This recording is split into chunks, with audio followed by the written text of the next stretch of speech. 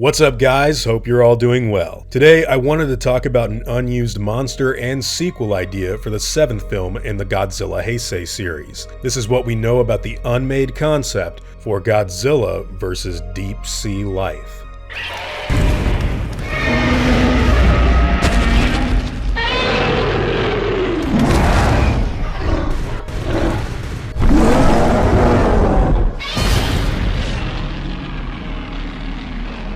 So back when Toho decided to kill their Godzilla series, plans were put in motion for the monster to meet his end at the hands of some sort of new bizarre enemy. Initially, the ideas ranged from bringing back Varan, who hadn't really been in anything since Destroy All Monsters, all the way to incorporating something called Ghost Godzilla, which was basically the spirit of the 1954 original monster that got killed by Dr. Serizawa at the end of that movie. Now, what eventually wound up happening was Toho making the decision to ditch Ghost Godzilla, but keep the story in the same sort of wheelhouse by incorporating things from the very first Godzilla movie from the 50s. And the most important thing they decided to keep from that film wound up being the Oxygen Destroyer, which is basically this super advanced piece of technology that Serizawa was building in the original movie. It wound up killing the first Godzilla and the scientist himself once the story was done. Now, I know for those of you who haven't seen the Godzilla movies in order or really know much about their lore, you may be thinking how stupid it was for the humans in the next few dozen movies to never use that weapon again because it killed Godzilla. But no, in reality, the film actually took the time to explain that the Oxygen Destroyer's scientific blueprints and research were all destroyed due to Serizawa never wanting anyone to use that device as a weapon ever again. So it's not entirely lost on the filmmakers, and there is an explanation for it. Anyways, the decision to bring back the Oxygen Destroyer was something that played a big role in the script that Toho was working on at the time called Godzilla vs. Baraborai, which also featured a brand new enemy for Godzilla to fight who happened to have been born from the powerful device. But while they were developing that movie, another project almost got started alongside it.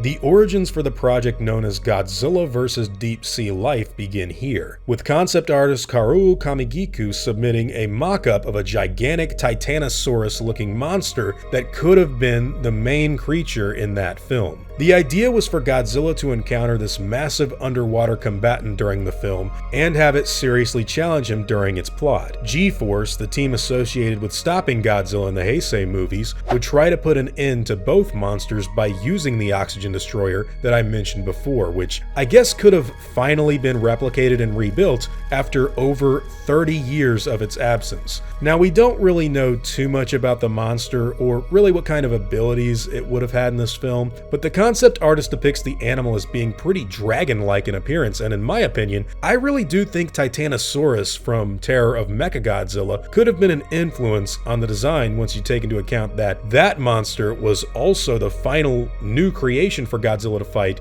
in the previous series from the 70s, and it was also an underwater dinosaur that looks pretty similar to what is shown here. Now, unfortunately, the decision was made by Toho to follow through with the development of their Godzilla vs. Baraborai script instead, which eventually led to the creation of Godzilla vs. Destoroyah. But had a different set of decisions been made, we could have got a very different film and monster with the production of this deep sea life concept, a project that has long been forgotten and sadly never got too far into development in the first place, but also one that I genuinely find to be really cool. Just imagine a more dinosaurian looking monster for Godzilla to fight in the Heisei series apart from something like SpaceGodzilla. This animal has like a long neck, it's very dragon-like in appearance, and I just think that you could have gotten a very different film compared to everything that we would have seen before in that series, especially with it being called Deep Sea Life. There could have been lots of fights underwater, and maybe even something involving the Oxygen Destroyer's deployment with that final battle.